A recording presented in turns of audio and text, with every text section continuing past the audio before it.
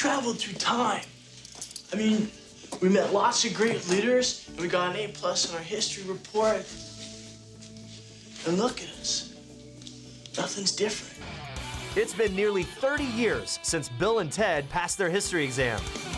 And for fans hoping for a third installment to complete the trilogy, turns out there is a most triumphant comeback in the works. We talked for a while, if we were ever going to do another Bill and Ted movie, why would we want to do it? Well, we'd want to do it for the same reason that we did the first two, which is because we love these guys. We love these guys, and there's something to say. Chris and Ed came to us, what, in 2007? 2000, yeah. And with the idea of doing it, and they pitched us an idea, and it sounded great, and then they've been really collaborative with us, which is really cool. So the third movie is called Bill and Ted Face the Music.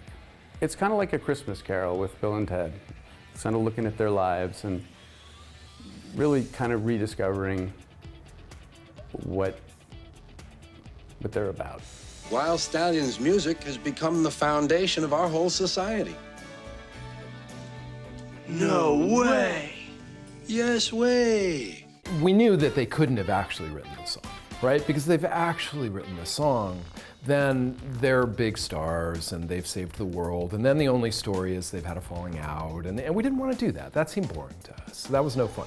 But the version, we're like, they haven't come up with it. And the pressure of that, the like, oh my God, at 17, 16, you're told you're gonna save the world.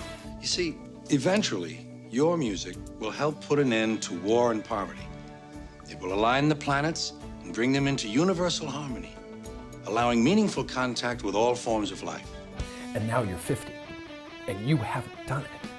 And just the weight of that, and like now they're married, you know, and it affects their marriages, and it affects their relationships with their kids, and it affects their everything. And then, you know, the future actually shows up, and it's like, you've got to do it like right now. That seemed kind of fun and interesting to us.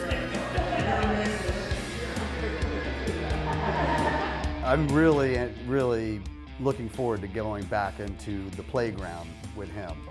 And, you know, and with him as Ted and being in that space. I mean, for me, the fun of Bill and Ted is the fun of interacting with Keanu and the banter and the way we play with the language and the characters. Find the scenes. Yeah, and the emotionality and who's ripping off the emotionality, how.